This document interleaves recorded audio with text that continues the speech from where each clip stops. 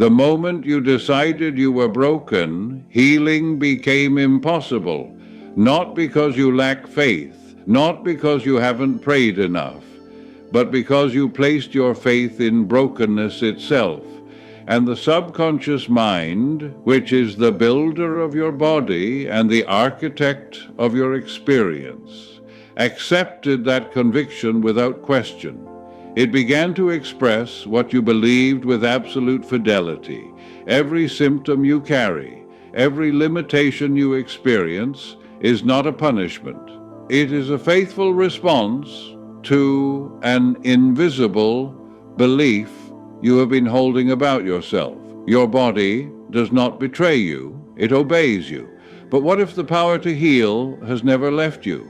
What if it has been waiting, silent and complete, beneath the very belief that convinced you it was gone?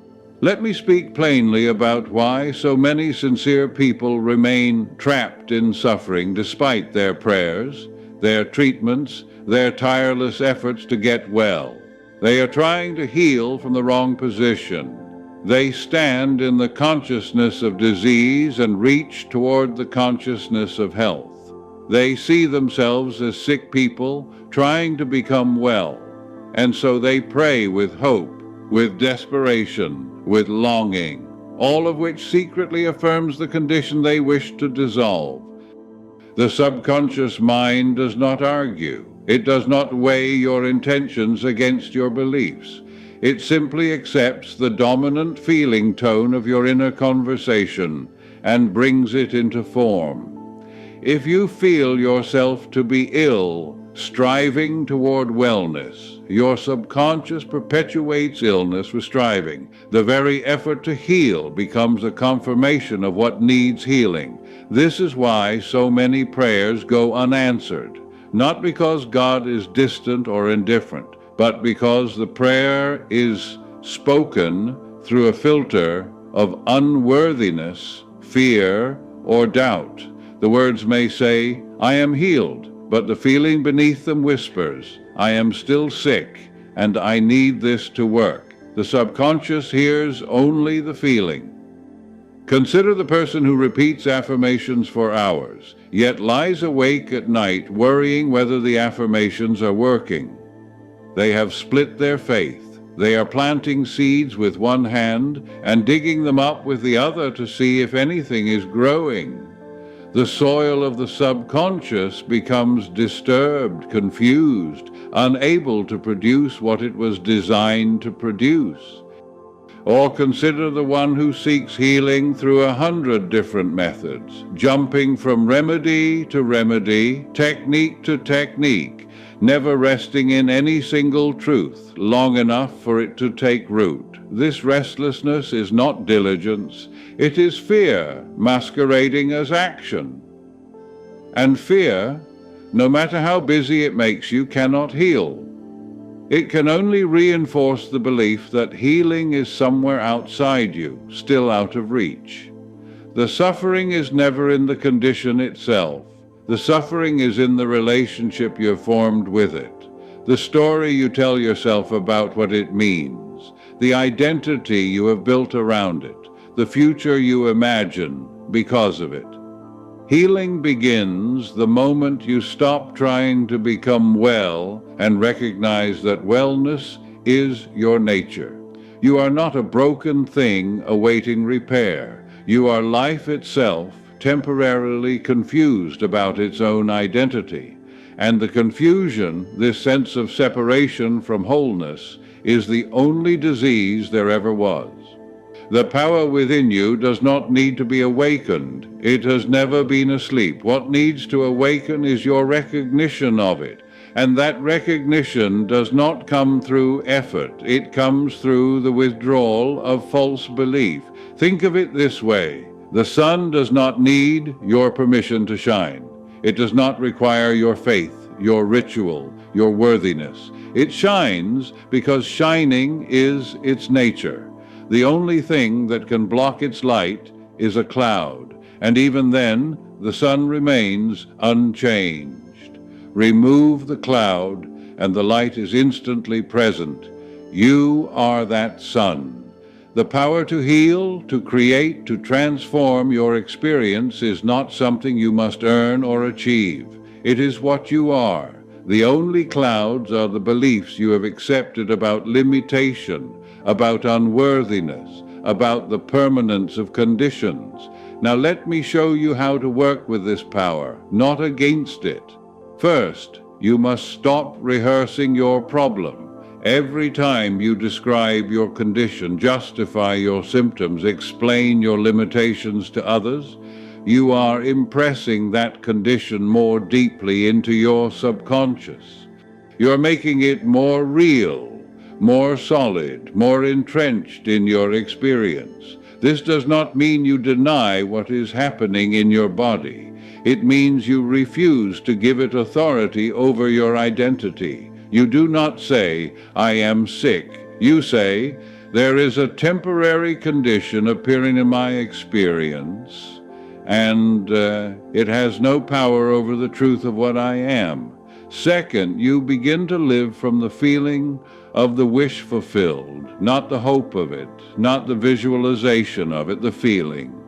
You ask yourself, how would I feel if this condition were already resolved? What would the atmosphere of my inner world be like? And then you rest in that feeling, not as a technique to make something happen, but as a return to your natural state. You wear it the way you would wear your own skin, effortlessly, naturally, without question. When fear arises, when doubt whispers, you do not fight it. You simply notice it, and then return to the feeling.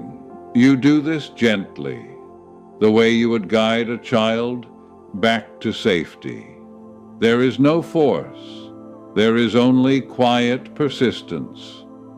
Third, you practice forgiveness, not as a moral duty, but as a release of mental poison. Every resentment you hold, every grievance you nurture, every judgment you make against yourself or another is a block in the flow of life through you. Your body cannot heal while your mind is at war. Forgiveness is the recognition that no one and nothing outside you has the power to diminish what you truly are. It is the withdrawal of meaning from past events. It is the quiet declaration, "I release this. It no longer defines me." And finally, you speak to your subconscious mind with the authority of one who knows, not with pleading, not with begging, but with calm conviction. You do not ask it to heal you. You inform it of the truth. You say, "Every cell of my body is saturated with divine life. Perfect health is my birthright and my reality. The infinite healing presence within me is now restoring every function to perfect harmony." You speak these words not to convince yourself, but to impress the deeper mind with a new pattern, a new instruction. And then you let it go. You trust the process the way you trust your heart to beat, your lungs to breathe. You do not monitor it. You do not test it. You simply live as though it is already done. The subconscious cannot tell the difference between a lived experience and a vividly imagined one. When you feel yourself whole, when you see yourself moving through life with ease and vitality, when you thank the invisible power for the healing that is already complete, your subconscious accepts this as fact and begins to reorganize your body accordingly. This is not wishful thinking. This is the law of mind. Consciousness creates form, belief becomes biology. But there is one more truth, and it may surprise you. You have been trying to heal yourself, but there is no separate self to heal. What you call I is not a limited, isolated entity struggling against disease. It is the localized expression of infinite life, temporarily identifying with a body, a history, a story. And that infinite life, what some call God, what some call the subconscious, what some call pure awareness, does not know disease. It does not know limitation. It only knows its own perfect nature. The healing you seek is not the repair of something broken. It is the remembering of what was never damaged. You are not a body trying to be healthy. You are consciousness, dreaming it is a body, and now awakening from the dream of limitation. Every saint, every mystic, every healer who ever walked this earth discovered the same truth. The power they wielded was never personal. It was the recognition that there is no separation between the individual and the infinite. When Jesus said, "I and my Father are one," he was not claiming special status. He was revealing the truth of all being. You are not healing yourself. Life is healing itself through you. God is restoring God within the temple of your body. The infinite intelligence that created your body in the first place is now renewing it, cell by cell, thought by thought, belief by belief. Your only task is to stop interfering, to stop arguing with wholeness, to stop insisting on your brokenness. When you truly see this, when you recognize that the power within you is not yours to control, but only to allow, everything changes. The pressure lifts. The striving ceases.